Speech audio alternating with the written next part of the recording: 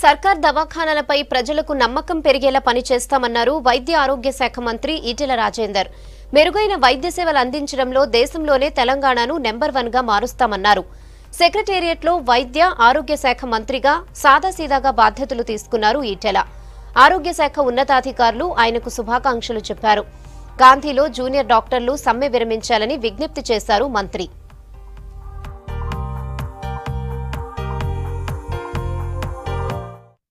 తెలంగాణ రాష్ట్రంలో పేద ప్రజలకు వైద్యం సకాలంలో అందాలని ప్రభుత్వమే పూర్తి నాణ్యమైన ఉచిత వైద్యాన్ని అందించాలనే సంకల్పంలో భాగంగా 4.5 సంవత్సరాలుగా గౌరవ ముఖ్యమంత్రి కేసీఆర్ గారి నాయకత్వంలో అనేక రకాల కొత్త ఆవిష్కరణలకి తెరలేపి దేశంలోనే కొత్త రాష్ట్రమైన తెలంగాణ వైద్యం అందించే విషయంలో కొత్త పుంతలు దొక్కుతున్నట్టుగా ఇప్పటికే నమోదైంది. మొత్తం దేశంలో తమిళనాడు మన రాష్ట్రం 3వ స్థానం సంపాదించడం తెలంగాణ రాష్ట్రానికి గర్వకారణంగా మేము భావిస్తా ఉన్నాం. కోపంగా ఉన్నటువంటి వాళ్ళు డాక్టర్ల మీద దాడులు జరుగుతుంది, అది మంచి సాంప్రదాయం కాదు. దాడులు జరగడం డాక్టర్లు తాత్కాలికంగా ఇబ్బంది పడుతుండొచ్చు, కానీ రాబోయే కాలంలో మనస్ఫూర్తిగా వైద్యాన్ని అందించేటువంటి ఆ దృక్పథం కూడా కోల్పోయే ప్రమాదం ఉంటుంది. హృదయాన్ని గాయపరచొద్దని చెప్పి నేను కోరుతా ఉన్నా. రాబోయే కాలంలో డాక్టర్ల మీద జరిగే దాడులు లేకుండా నివారించడానికి ఒక చర్య, జరిగిన తర్వాత కూడా తీవ్రంగానే చర్యలు ఉంటే తప్ప ఉపేక్షించే ప్రసక్తి లేదని చెప్పి మనం చేస్తా ఉన్నా.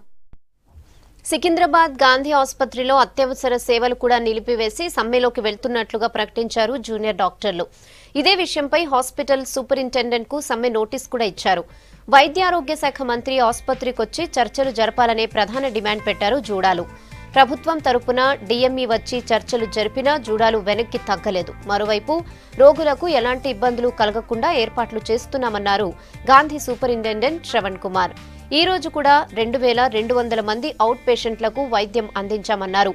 107 మంది ఆసుపత్రిలో అడ్మిట్ అయ్యారని తెలిపారు. మంత్రి ఛార్జ్ తీసుకుంటూనే వైద్యులపై జరిగిన దాడులను ఖండించారన్నారు డీఎంఈ రమేష్ రెడ్డి. గాంధీలో వెంటనే 26 మంది సీఆర్పీఎఫ్ సిబ్బందిని కేటాయిస్తూ ఆదేశాలు జారీ చేశారన్నారు. అయినా జూడాలు సమ్మెలోకి వెళ్లడం కరెక్ట్ కాదన్నారు.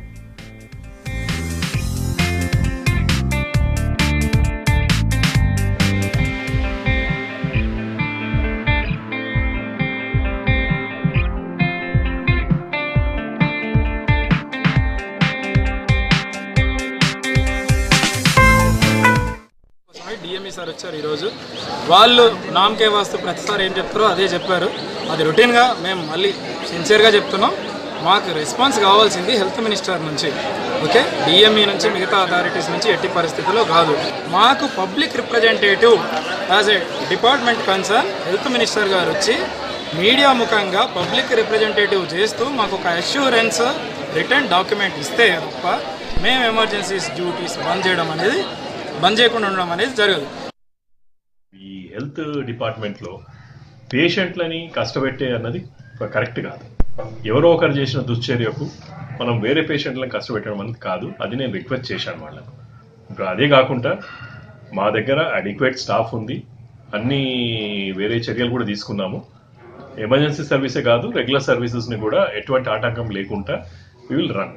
పేషెంట్స్ కూడా ఎవరు భయభ్రాంతులు కానవసరం లేదు. వాళ్ళకి మొదలు ఎట్లున్నాయో సర్వీసెస్ అట్లనే అవైలబుల్ ఉన్నాయి. అవి మేము తప్పకుండా అదే విధంగా వాళ్ళకి ఎటువంటి అసౌకర్యం కలగకుండా దాన్ని కంటిన్యూ చేస్తాం.